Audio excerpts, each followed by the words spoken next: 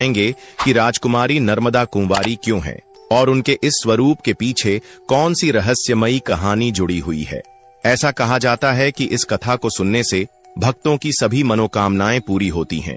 इसलिए वीडियो को अंत तक देखें, साथ ही इसे अपने दोस्तों के साथ शेयर करें और कमेंट बॉक्स में सभी माता के भक्त हर हर नर्मदे जरूर लिखें। नमस्कार दोस्तों, पौराणिक कथाओं के अनुसार मैखल पर्वत पर भगवान भोलेनाथ गहन तपस्या में लीन थे। उसी समय उनके पसीने की एक बूंद से एक अद्भुत रूपवती कन्या का जन्म हुआ। भोलेनाथ को तपस्या में मग्न देखकर वह कन्या भी उनके समक्ष बैठकर तपस्या करने लगी। जब महादेव की तपस्या पूरी हुई और उनका ध्यान टूटा तो उन्होंने अपने सामने उस कन्या को तपस्या करते हुए देखा। इस दृश्य ने महादेव के हृदय को प्रसन्नता से भर दिया। भगवान भोलेनाथ ने प्रसन्न होकर उस कन्या का तुरंत नामकरण किया और कहा, हे पुत्री, आज से तुम नर्मदा के नाम से विख्यात होगी, जिसका अर्थ है सभी को सुख देने वाली।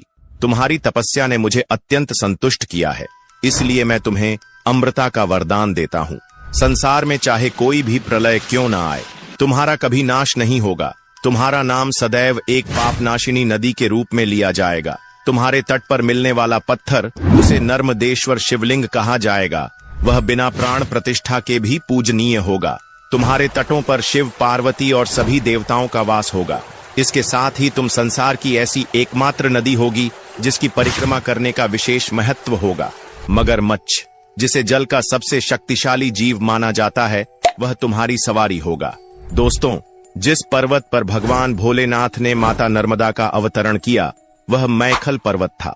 इसी कारण माता नर्मदा को राजा मैखल की पुत्री कहा जाता है। समय बीतने के साथ नर्मदा युवा हो गईं।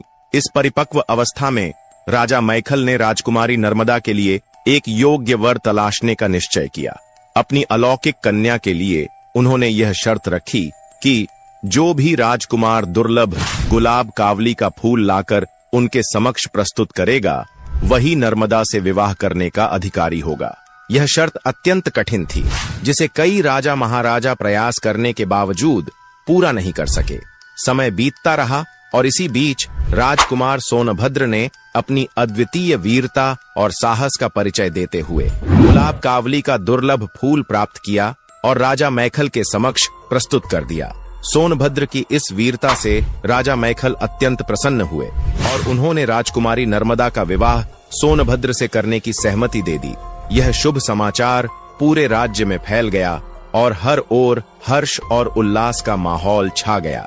राजकुमारी नर्मदा ने अब तक राजकुमार सोनभद्र को देखा नहीं था, लेकिन अपने पिता राजा मैखल के मुख से उनकी वीरता और गुणों की प्रशंसा सुनकर उनके मन में राजकुमार से मिलने की तीव्र इच्छा जाग उठी।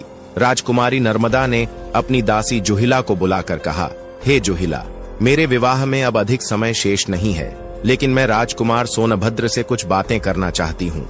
मेरा संदेश उन्हें पहुँचाना आवश्यक है और मेरी आज्ञा है कि तुम यह संदेश लेकर उनके पास जाओ। जुहिला ने राजकुमारी से निवेदन किया, यह एक पावन अवसर है, लेकिन मेरे पास ऐसे उपयुक्त वस्त्र और आभूषण नहीं है जिनके साथ मैं राजकुमार के सामने जा सकूं।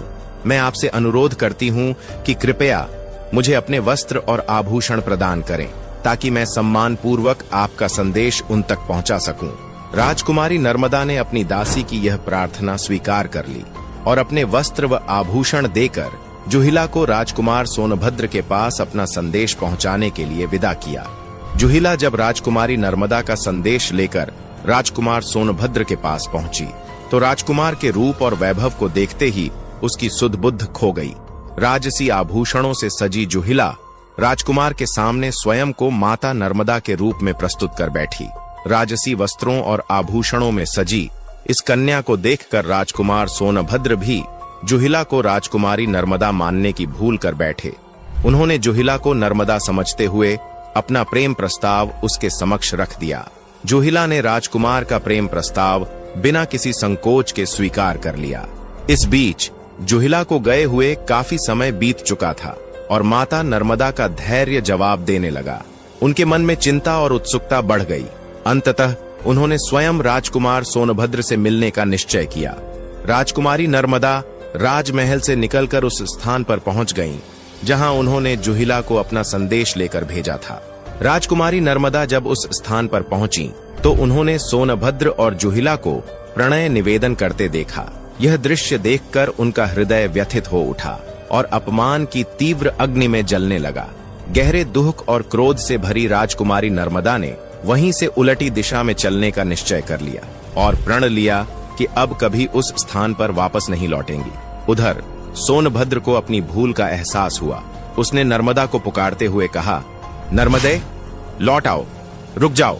लेकिन राजकुमारी नर्मदा ने सोनभद्र के विश्वासघात के बाद आजीवन कुंवारी रहने का निर्णय ले लिया। उसी क्षण उन्होंने वैराग्य धारण कर सन्यासिनी का रूप ले लिया और एक नया मार्ग चुन लिया। जहां भारत की अधिकतर नदियां पूर्व दिशा की ओर बहती हैं, वहीं माता नर्मदा ने अपमान और दर्द से प्रेरित होकर पश्चिम दिशा की ओर बहने का निर्णय किया। अपने रास्ते में आने वाली ऊंची ऊंची पहाड़ियां और घने जंगलों को पार करते हुए उन्होंने अपना मार्ग स्वयं बनाया। कल कल और छल छल की मधुर ध्वनि के साथ माता नर्मदा निरंतर आगे बढ़ती रहीं और मल्लाहों के इलाकों तक जा पहुंची।